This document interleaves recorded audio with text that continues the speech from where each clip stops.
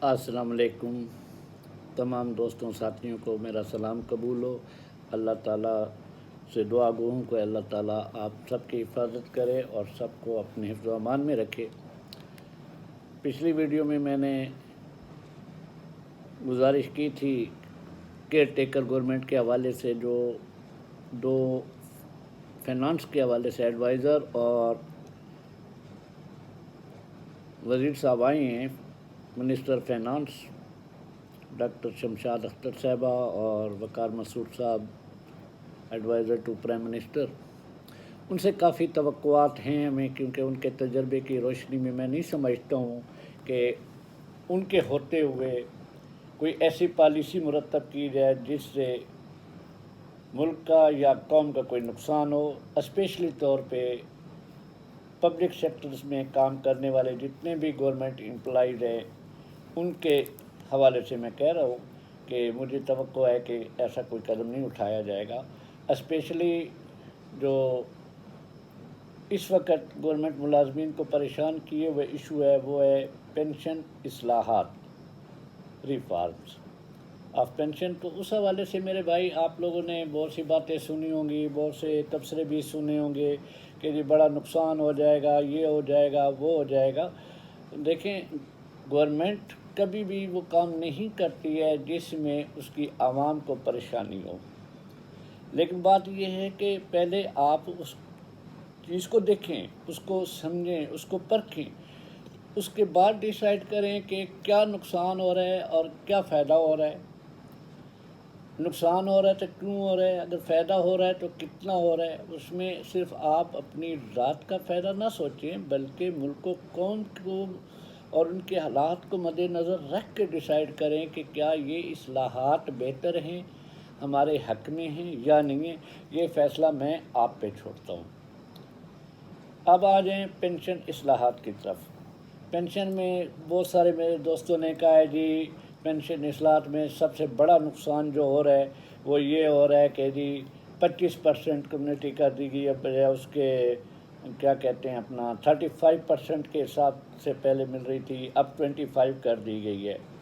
لیکن میرے کسی بھائی نے یہ نہیں کہا کہ پہلے جو ہم 65 پہ ہماری پینشن بنائی جاتی تھی گورنمنٹ امپلائیز کی، اب وہ 75 پہ بنائی جائے گی۔ اب ان چیزوں میں فرق کیا ہے، اس کے ساتھ اور کیا کیا چیزیں انہوں نے شامل کی ہیں۔ اب اس میں ایک پوائنٹ یہ بھی آیا کہ جی جو بندہ ایک دفعہ ریٹائر ہوگا گورنمنٹ امپلائیز، اور اگر وہ دوبارہ سروس میں آتا ہے، ری امپلائمنٹ میں آتا ہے یا کسی طریقے سے انڈیکٹ ہوتا ہے، جو بھی ہے، اس صورت میں وہ پینشن بھی لے رہا ہوتا ہے اور موجودہ سیلری بھی لے رہا ہوتا ہے، ساتھ میں ایڈیشنل بینیفٹ بھی لے رہا ہوتا ہے۔ یقینی بات ہے یہ اسٹیٹ پہ وزن بھی ہے، اور اس حوالے سے جب آپ مطلب ہے کہ گنگا میں اسنان کرنا شروع کر دیں گے تو باقی ملازمین یقیناً متاثر ہوتے ہیں، جاب لیس ہوتے ہیں، ان کو نوکریاں نہیں ملتی، کیونکہ ایک شخص ریٹائر ہوتا ہے پھر دوبارہ بیٹھ جاتا ہے، پھر وہ کنٹینیو چلتا رہتا ہے 2 ڈھائی سال 3 سال تک۔ اتنے تک جو باہر بیٹھے ہوئے ہمارے نیو جنریشن ہے، جن کو آپ نے خود پڑھایا ہے، آپ کے اپنے بچے اس میں شامل ہیں۔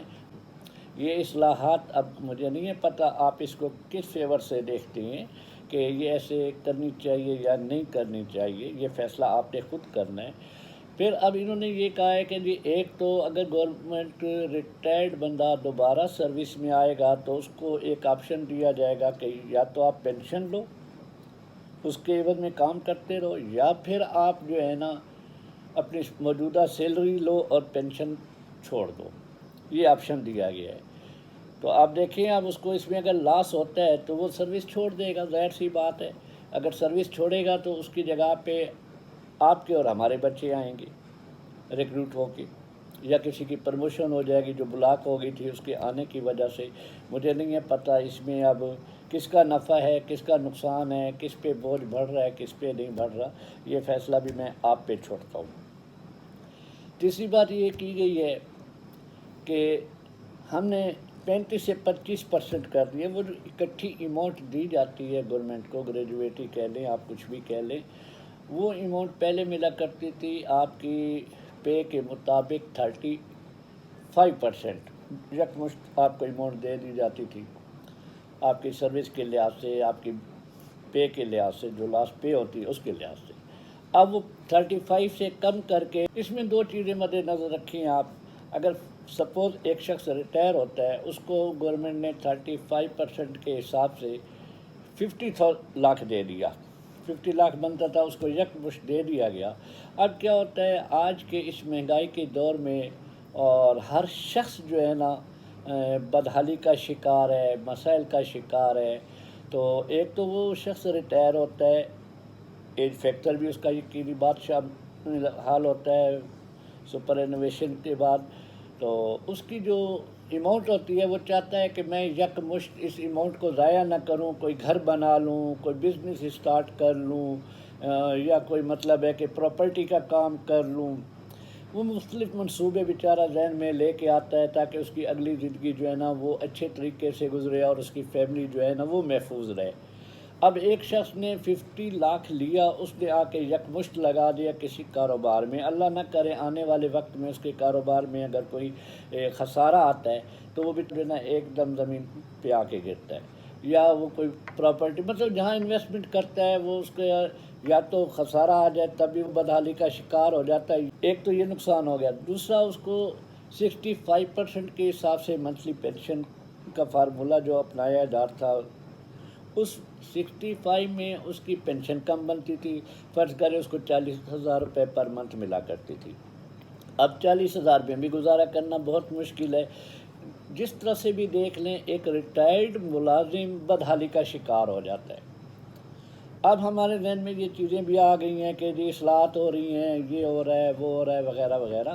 آپ اس کو غور سے دیکھیں اور خود فیصلہ کریں کہ کیا چیز ٹھیک جا رہی ہے، کیا چیز غلط جا رہی ہے۔ اب اگر آپ کو 35 کی جگہ پہ 25% کے حساب سے یکمشت اماؤنٹ دی جاتی ہے، فرض کر لیں کہ وہ بنتی ہے 40 لاکھ کے قریب، جو پہلے 50 لاکھ آپ کو مل رہی تھی، اب وہ 40 دے رہی ہے، تو وہ 40 میں آپ نے اپنا جو بھی چھوٹا موٹا بزنس کیا ایڈجسٹ کر لیا، 100 کر لیا۔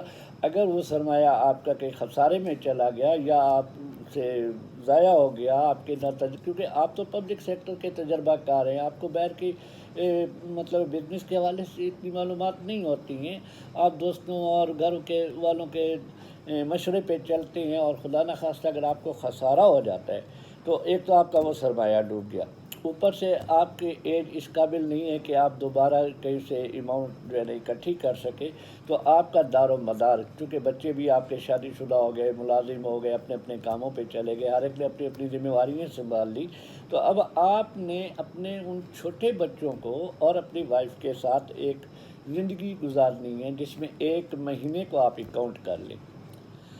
اب جب آپ 50 لیتے تھے، پینشن آپ کو ملتی تھی 40,000 روپے پر منتھ سپوز۔ اب آپ نے جو پیسے اکٹھے لیے وہ تو ملے آپ کو کم، لیکن آپ کی پینشن جو منتھلی ہے وہ 40 سے آگے بڑھ گئی۔ اب آپ یہ دیکھیں کہ جب آپ کے منتھلی بجٹ میں اضافہ ہو رہا ہے تو یقینی بات ہے کہ آپ کا مہینہ قدرے بہتر گزرے گا، جب تک آپ کی لائف ہے وہ مہینہ آپ کا قدرے بہتر گزرے گا۔ اب آپ دیکھ لیں کہ یہ فارمولہ اصلاحات ہونی چاہیے یا نہیں ہونی چاہیے۔ پھر یہ بات بھی گردش کر رہی ہے کہ جی فیملی پینشن بند ہو رہی ہے، وہ ایسے ہو رہا ہے، یہ ہو رہا ہے، وہ ہو رہا ہے۔ آئی تھنک ایسا گورنمنٹ کوئی قدم نہیں اٹھائے گی کہ جس میں ریٹائرڈ شخص یا اس کی فیملی بڑھاپے میں ذلت اور محتاجی زندگی گزارے، ایسا کوئی قدم نہیں اٹھائیں گے۔ اسپیشل جو ہمارے ابھی ایکسپرٹیز آئے ہوئے اکنامک کے، یہ ایسا نہیں کریں گے اور ایسا امیدیں نہیں ہونے دیں گے۔ اب اس میں ایسے کوئی بات نہیں ہے، آپ اس کو بھی غور سے دیکھیں۔ جب تک ریٹائر بندہ خود حاضر ہے، زندہ ہے، وہ اپنی پینشن خود وصول کر رہا ہے، اس کے بعد اس کی یہ پینشن اس کی وائف کو ملے گی۔ اس کی وائف کے لیے کسی قسم کے کوئی 10 سال والی کنڈیشن نہیں۔ اگر آپ اس کی طرف تھوڑی سی توجہ کر لیں، غور سے دیکھ لیں، جہاں تک میری ناقص سلاکت میں آ رہا ہے، وائف کے ایکسپائر ہونے کے بعد اس لیمٹ کو جو اس کے مطلب ہے دوسرے بچے کو دی جاتی تھی، یا اس کے مطلب ہے لواحقین میں سے جو ڈیزرونگ ہوتا تھا اس کو دی جاتی تھی۔ اب یہ ہوتا تھا کہ ایک تو وہ والدہ کے مرنے کے بعد، والدین کے مرنے کے بعد پینشن لے رہا ہے، पेंशन ले भी रहा है, खुद भी जॉब कर रहा है, फिर भी पेंशन ले रहा है, खुद वो शादीशुदा है, फिर भी वो पेंशन ले रही है या ले रहा है।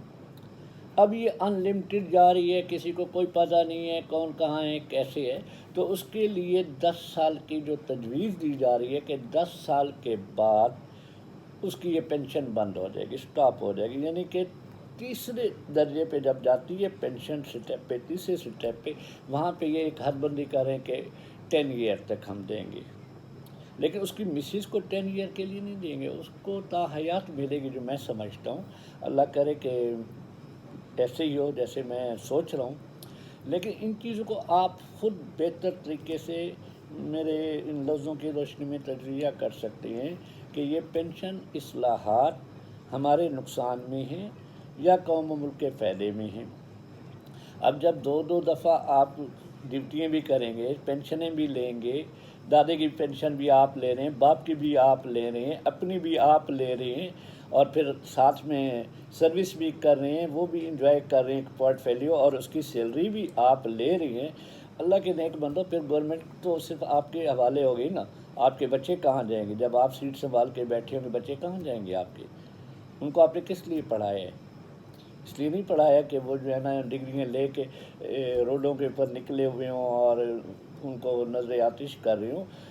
गवर्नमेंट कभी भी आवाम और मुल्क के लिए नुकसान का नहीं सोचती, लेकिन कुछ सख्त कदम उठाने पड़ते हैं गवर्नमेंट को, मजबूरी के तौर पे इंटरनेशनल लेवल पे जो माहदे होते हैं उनकी सूरत में उठाने पड़ते हैं।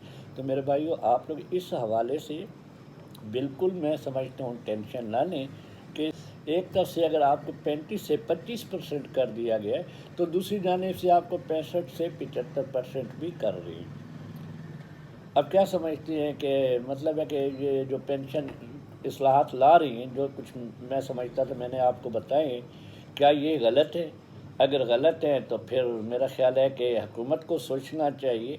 अगर आप समझते हैं कि इससे मुल्क में, कौम में बेहतरी आएगी, जॉब के हवाले से बहुत से पढ़े लिखे लोगों को क्या कहते हैं अपॉर्चुनिटीज़ मिलेंगी, और बार बार एक ही शख्स जो है ना किसी ओहदे पे मुसल्लत रह के मुल्क व कौम के लोगों का, बच्चों का मुस्तकबिल बर्बाद नहीं करेगा, तो उस हवाले से तो फिर हमें ये इस्लाहात एक्सेप्ट कर लेनी चाहिए।